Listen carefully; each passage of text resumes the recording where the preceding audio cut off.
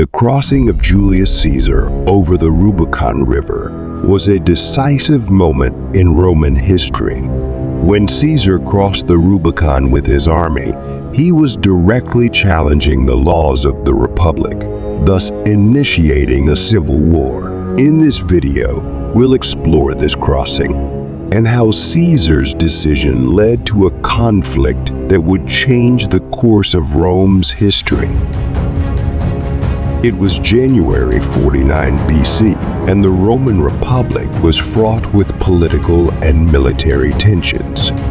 Julius Caesar, an ambitious general and politician, had consolidated his power in Gaul and amassed great influence and wealth. However, his growing popularity and power were viewed with suspicion by the Senate and Pompey, his former ally and now rival. Caesar's term as proconsul in Gaul and Illyria had ended, and the Senate ordered him to disband his army and every Roman magistrate held imperium, the command power over their troops. They could exercise this power outside Italy, but could not bring their troops into Italy without Senate approval. The Rubicon River marked this boundary. On one side was the province of Cisalpine Gaul, a Roman territory, but outside Rome's direct control. On the other side was Italy, the heart of the Roman Republic, where Roman laws and order were absolute. Any general who crossed the Rubicon with an army was considered a traitor. Having lost his magistrate powers, Caesar was supposed to dismiss his army before entering Italy. However, Caesar knew that entering Rome without his troops would likely result in his arrest.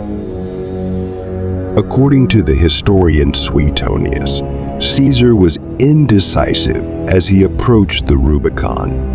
The crossing was not just a military action, but one with significant legal and political consequences. Suetonius recounts that Caesar was motivated by a supernatural apparition encouraging him to proceed. As he crossed the river, Caesar is said to have uttered the famous phrase, "The die is cast," signifying that his decision was irreversible. On January 10, 49 BC, Julius Caesar led a single legion, the 13th Gemina, south across the Rubicon from Cisalpine Gaul into Italy. After crossing the river, Caesar demonstrated his strategic prowess by taking advantage of the unpreparedness for an invasion. He captured the city of Rubicon and 3 other cities without encountering any resistance. News of Caesar's incursion spread quickly to Rome, reaching the city around January 17. In response to Caesar's invasion, Pompey acted swiftly. He issued a decree officially recognizing the state of civil war and called on all senators to join him. Many senators, fearing the chaos and violence of previous civil wars, left Rome with Pompey and his allies.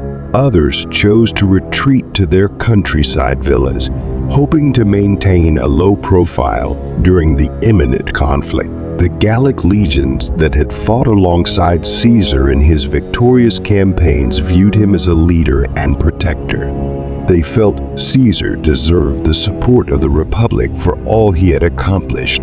Conversely, other soldiers followed Pompey and the consuls representing the Republic and established order.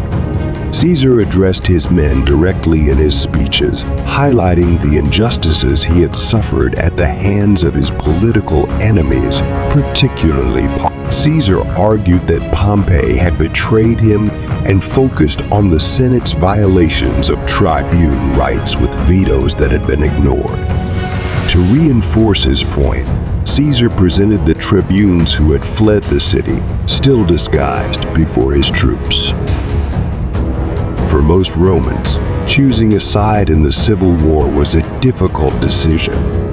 Initially, only a small number of people were committed to one side or the other. For example, Gaius Claudius Marcellus, who as consul in 50 BC had tasked Pompey with defending the city, opted for neutrality when the conflict began. Marcus Junius Brutus faced a complex dilemma since his personal life was tied to the main figures of the conflict. His father had been killed by Pompey.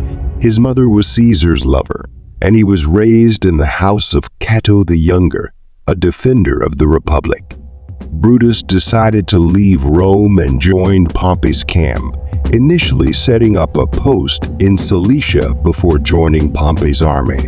Titus Labienus, Caesar's most trusted lieutenant in Gaul, also made a surprising decision by defecting to Pompey. The reasons for his defection are not entirely clear, but may include resentment over Caesar's growing power and a By the end of January, Caesar and Pompey had begun negotiations. Caesar proposed an agreement involving both men returning to their original provinces, which would require Pompey to return to Spain, where his support bases were. However, Pompey imposed the condition that both disband their forces immediately and submit the dispute to Senate arbitration. Caesar rejected Pompey's counteroffer, as it would leave him at the mercy of hostile senators in Rome and nullified the strategic advantages of his surprise invasion. Determined to maintain his momentum and not relinquish his military advantage, Caesar chose to continue advancing. This decision marked the end of negotiations and the start of a devastating civil war for the Roman Republic. Caesar quickly invaded Picenum, the region of Pompey's family origin. Although his troops encountered some local forces, Caesar was fortunate to find a population not hostile to his troops. His soldiers refrained from looting, which helped gain local support and avoid unnecessary conflicts. In February 49 BC, Caesar received reinforcements and captured Asculum, a strategic city whose local garrison had deserted before the advancing forces of Caesar.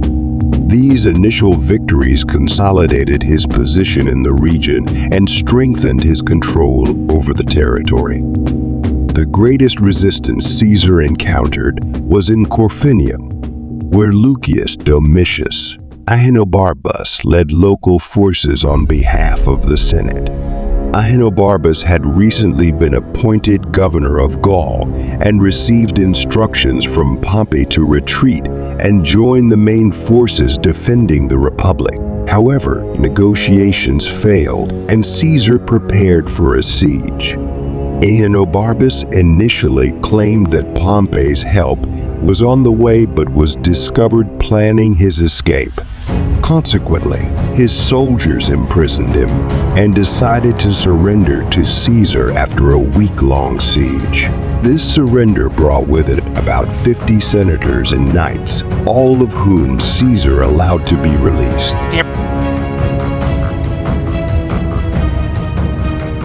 After the surrender, the local magistrates of Corfinium handed over a large sum of money to Caesar to pay his troops. In a diplomatic gesture to gain support, Caesar returned the money to the soldiers, asking them to swear loyalty to him. Most of the soldiers accepted, strengthening Caesar's position in the region even further. Unlike his predecessors, such as Sulla and Marius, known for their merciless and vengeful policies, Caesar adopted a policy of clemency during his advance through it. Soldiers were instructed not to loot, helping gain the support of the local population. His approach also had a crucial practical aspect. By avoiding severe reprisals, Caesar maintained the sympathy and support of Italy amid the conflict. While Caesar consolidated his control over Italy, Pompey planned a strategic retreat to the east, where he hoped to raise a massive army in the eastern provinces of the Roman Empire.